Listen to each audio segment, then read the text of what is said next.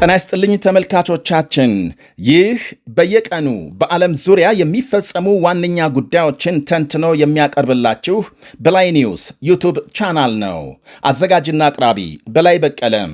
የዛሬውን ርዕሶቹን በማስቀደም እንጀምራለን። አውሮፓም በከፍተኛ የሙቀት ወጀብ መመታቱ ተነገረ። በፈረንሳይና በሌሎች ሀገሮች ሰዎች ሞተዋል። ስራና ትምህርት ቤቶች ተዘግተዋል። ሙቀት ባስከተለው ዝናብ ጉዳት የደረሰ ሲሆን በእንግሊዝ ክብረ ወሰን የሰበረ የመብረቅ ብልጭታ ተመዝግቧል። የመንግስታቱ ድርጅት ዋና ጸሐፊ ዓለምን አስጠንቅቀዋል። በዝርዝር እንመለከታለን። ኢራን የኒኩሌር ጣቢያዎቿን ለማስፈተሽ ተስማምታለች ስትል አሜሪካ ያወጣችውን መግለጫ የኢራን መንግስት ውድቅ አደረገ። 19 ሚሊዮን በርሜል ነዳጅ ትላንት በሆርሙዝ ሰርጥ መጓጓዙ ተነግሯል። እስራኤል ተኩስ አቁም በመጣስ በሰላማዊ ሰዎች ላይ ተኩስ ከፍታለች ሲል ሄዝቦላህ ያቀረበውን ክስ የእስራኤል ጦር ውድቅ ማድረጉ ተነገረ። የጸጥታ ቀጠና ለማለፍ በሞከሩ የሄዝቦላህ ተዋጊዎች ላይ እርምጃ መውሰዱን ገልጧል። ሌሎችም አሉን። አብራችሁን እንድትቆዩ ጋብዛለሁ። አፓርትመንት ለመግዛት 40 እና 50 ሚሊዮን በሚጠየቅበት ሳር ቤት ላይ በጥራትና በቅልጥፍና የሚታወቀው ቴምር ሪል ስቴት አዲስ ሳይት ይዞልዎት ቀርቧል። ባለ 1 መኝታ በ9 ሚሊዮን 120 ሺህ፣ ባለ 2 መኝታ በ12 ሚሊዮን ብር፣ ባለ 3 መኝታ በ16 ሚሊዮን 320 ሺህ ብር ብቻ። ይህ ዋጋ በግንባታ ሂደት መሰረት በ3 ዓመት ለሚከፈል ሲሆን በአንዴ ለምትከፍሉ ግን የ30 በመቶ ልዩ ቅናሽ አድርገናል። ከባህር ማዶ ለምትኖሩ ህጋዊ ወኪል ከሌለዎት ያሉበት ድረስ በዲኤችኤል እንልካለን። ልብ ይበሉ፣ ሳር ቤት ላይ በዚህ ዋጋ ቤት መግዛት የማይታሰብ ነው። ይህ ብቻ አይደለም፣ የንግድ ሱቅ በፒያሳ በቡልጋሪያ ገላን ኮንዶሚኒየም ላይ ማግኘት ይችላሉ። ሳይት ለመጎብኘትና ለቢሮ ቀጠሮ በ0974 60 7676 ይደውሉ። ቴምር ፕሮፐርቲስ። አውሮፓም በከባድ የሙቀት ወጀብ መመታቱ ተነገረ። የሙቀት መጠን ከ40 ዲግሪ ሴንቲግሬድ በላይ በደረሰባቸው ፈረንሳይ፣ ስፔንና በሌሎች ሀገሮች ሕዝብ እንዲጠነቀቅ መግለጫ ወጥቷል። በፈረንሳይ ከግማሽ በላይ የሚሆኑ ግዛቶች በከፍተኛ ማስጠንቀቂያ ስር እንደሚገኙ ሲነገር፣ በመቶዎች የሚቆጠሩ ትምህርት ቤቶች ተዘግተዋል። ትላንት በቦርዶ የሙቀት መጠን 42 ዲግሪ ሴንቲግሬድ ሆኖ የዋለ ሲሆን በደቡባዊ ፈረንሳይ ሁለት ዕድሜያቸው የ2 እና የ4 ዓመት ልጆች ወላጆቻቸው መኪና ውስጥ ሞተው ተገኝተዋል። የፓሪስ ዋነኛ መገለጫና የቱሪስቶች መሰብሰቢያ የሆነው ኤፍል ታወር በአደገኛው ሙቀት ሳቢያ በዛሬው ዕለት ተዘግቶ መዋሉን ዘገቦች አመልክተዋል። ተመሳሳይ የአደገኛ አየር ሁኔታ ማስጠንቀቂያ በጀርመን፣ ጣሊያን፣ ስዊዘርላንድ፣ ስፔንና ሉክዘምበርግ የወጣ ሲሆን ለሙቀት መጨመሩ ከሰሃራ በረሃ ወደ ሰሜን አውሮፓ የሚነፍስ ከባድ ሙቀት አዘል አየር አስተዋጽኦ አድርጓል ነው የሚባለው። አሁን በአውሮፓ የታየው ከፍተኛ የሙቀት መጠን ከቅርብ ዓመታት ወዲህ ታይቶ ያልታወቀ ነው ተብሏል። በፈረንሳይ ለምሳሌ እንደ ፈረንጆቹ አቆጣጠር ከ1947 ወዲህ 51 አደገኛ የሙቀት ወጀቦች የተመዘገቡ ሲሆን እንደ ፈረንጆቹ አቆጣጠር ከ2000 በኋላ ደግሞ 60 ገደማ ወጀቦች ታይተዋል። ይሄ ደግሞ የዓለም የአየር ንብረት ለውጥ አደገኛ እየሆነ መምጣቱን የሚያመለክት ነው ይላሉ ባለሙያዎች።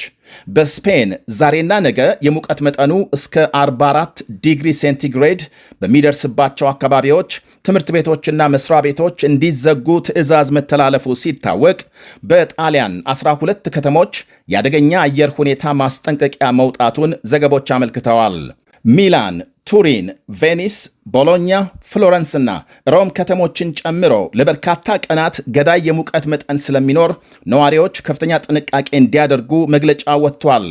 የሙቀት መጠኑ 40 ዲግሪ ሴንቲግሬድ በደረሰበት ጀርመን በሳምንቱ መጨረሻም 5 ሰዎች በውሃ ዋና ላይ ሳሉ መሞታቸው ሲነገር፣ የብሪታንያ መንግስትም ነገና ሐሙስ ገዳይ ሙቀት በእንግሊዝና ዌልስ የተለያዩ አካባቢዎች የገባ በመሆኑ ሕዝቡን ተጠንቀቁ ብሏል። በማዕከላዊ ግሪክ በሙቀቱ ሳቢያም የደን ቃጠሎ የተነሳ ሲሆን ከፍተኛ ሙቀት፣ ደረቅና ጠንካራ ነፋስ የቀላቀለ አየር ሁኔታ መከሰቱን ተከትሎ አውራ ጎዳና ጎዳናዎችና መስሪያ ቤቶች ተዘግተዋል። በቤልጅየም እንዲሁ በተከሰተ ከባድ የሙቀት ወጀብ ሳቢያ የባቡር ትራንስፖርት መቆሙ ታውቋል። በአጠቃላይ በበርካታ የአውሮፓ ክፍሎች በነገው ዕለት የሙቀት መጠን እንደሚጨምር ሲነገር በፈረንሳይ ከ800 በላይ ትምህርት ቤቶች እንደተዘጉና 2000 በሚደርሱ ትምህርት ቤቶች ደግሞ ተማሪዎች በጊዜ ክፍል ጨርሰው ወደ ቤት እንዲገቡ ተወስኗል። በዋና ከተማ ፓሪስ በርካታ የመንገደኞች ባቡር መስመር እንዲቆም ሲደረግ መንገደኞች በዚህ ሳምንት የባቡር ጉዞ እንዲሰርዙ መንግስት መክሯል። በፈረንሳይ 63 ሚሊዮን ሕዝብ ለአደጋው ተጋላጭ መሆኑ ሲነገር በሳምንቱ መጨረሻም 13 ሰዎች በወንዞች ዳር ራሳቸውን ለማቀዝቀዝ ሲሞክሩ ሰጥመው መሞታቸውን ተከትሎ ሰዎች ወደ ሐይቅና ወንዞች እንዳይጠጉ ማስጠንቀቂያም ተላልፏል። በለንደን የአየር ንብረት ሳምንት ላይ ንግግር ያደረጉት የተባበሩት መንግስታት ዋና ጸሐፊ አንቶኒዮ ጉቴሬዝ አካባቢን የማይበክል ወደ ንጹህ ኃይል መሸጋገር አስፈላጊ መሆኑን ገልጸዋል። የአየር ንብረት ቀውስ ወደ ከፋ ሙቀት ዓለምን እየወሰደ በመሆኑ አፋጣኝ እርምጃ ሊወሰድ የግድ ነው ብለዋል። በለንደንና በሌሎች ሙቀቱ በከፋባቸው ከተሞች ከ300 በላይ ትምህርት ቤቶች እንደተዘጉ ሲነገር በተለያዩ አካባቢዎች እሳትና ጎርፍ መከሰቱ ታውቋል። በደቡብ እንግሊዝ ከትላንት ሌሊት እስከ ዛሬ ጠዋት 29000 የመብረቅ ብልጭታዎች መመዝገቡን የሀገሪቱ ሜትሮሎጂ አገልግሎት ገልጧል። ወደ ሌሎች ዘገቦች ስናልፍ ኢራን የዓለም አቀፍ የኒኩሌር ተቆጣጣሪዎች እንዲገቡ ተስማምታለች መባሉን ውድቅ ማድረጓ ተነገረ። የአሜሪካ ምክትል ፕሬዝዳንት ጄዲ ቫንስ ቴሄራን የዓለም አቀፍ ኒኩሌር ተቆጣጣሪዎች እንዲገቡ መስማማቷን በስዊዘርላንድ ትላንት ለጋዜጠኞች ገልጸዋል። ሆኖም የኢራን ውጭ ጉዳይ ሚኒስቴር ባወጣው መግለጫም የኒኩሌር ፍተሻን በተመለከተ ምንም አይነት አዲስ ውል አልፈጸምንም ብሏል። ያም ሆኖ ከዓለም አቀፉ አቶሚክ ኃይል ኤጀንሲ ጋር ኢራን በትብብር መስራቷን እንደምትቀጥል ሚኒስቴሩ ገልጧል። ፕሬዝዳንት ትራምፕ ዛሬ ባሰራጩት ጽሑፍ በበኩላቸው ኢራን በከፍተኛ ደረጃም የኒኩሌር ፍተሻ እንዲካሄድ በሙሉ ልብ መስማማቷን ገልጸዋል። በዚህና በሌሎች ኢራን ባካሄደቻቸው መግባባቶች የሆርሙዝ መተላለፊያ እንዲከፈትና የተጣሉ እገዳዎች እንዲነሱ ተስማምቻለሁ ብለዋል። ያም ሆኖ ሁሉም የጦር መርከቦቻችን እዚያው እንደሚቆዩና አስፈላጊ ሆኖ ሲገኝ እገዳው ተመልሶ እንደሚጣል ትራምፕ አረጋግጠዋል። እንዳይንቀሳቀስ የታገደ የኢራን ገንዘብ እንዲለቀቅና ለምግብና ለመሠረታዊ አቅርቦቶች መግዣ እንዲውል ከስምምነት መደረሱንም አመልክተዋል። ትላንት ሰኞ በሆርሙዝ ሰርጥ 19 ሚሊዮን በርሜል ነዳጅ መጓጓዙንና ይህም ክብረ ወሰን መስበሩን የጠቀሱት ትራምፕ የነዳጅ ዋጋ እየቀነሰና ዓለም ወደ መረጋጋት መመለሱን ገልጸዋል። የኢራን ውጭ ጉዳይ ሚኒስቴር በመግለጫው የዓለም አቀፍ የኒውክሌር ቁጥጥር ወይም ፍተሻ በሀገሪቱ ፓርላማና ደህንነት ምክር ቤት ሕጎች መሠረት የሚከናወን እንደሚሆን አመልክቷል።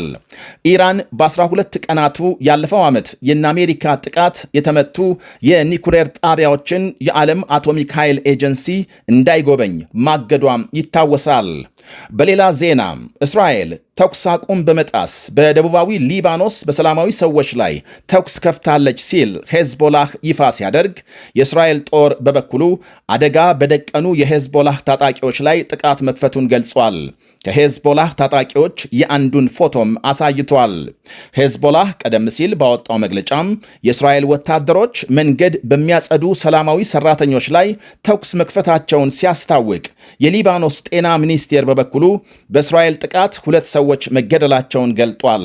ሄዝቦላህ የእስራኤል ጥቃት በግልጽ ተኩስ አቁሙን የጣሰ ነው ሲል ከሷል። የእስራኤል ጦር ዘግይቶ ባሰራጨው መግለጫም በደቡባዊ ሊባኖስ የእስራኤልን የጸጥታ ቀጠና ለማቋረጥ በሞከሩ 4 የሄዝቦላህ ተዋጊዎች ላይ ተኩስ መክፈቱን አመልክቷል። ተዋጊዎቹ በቡልዶዘርና በሞተር ሳይክል በመሆን የጸጥታ ቀጠናውን ለማቋረጥ እንደሞከሩ ገልጧል። ማንነታቸውን ከለዩ በኋላ የእስራኤል ወታደሮች ተኩስ ከፍተው አደጋውን አስወገዱ ብሏል። ይህ በእንዲህ እንዳለ በኢራን በተነሳ አመፅ ኢንተርኔት መዘጋቱን ተከትሎ እስራኤል የስታርሊንክ ኢንተርኔት መቀበያ ወደ ኢራን በድብቅ ማስገባቷን የሀገሪቱ የቀድሞው ጠቅላይ ሚኒስትር አምነዋል።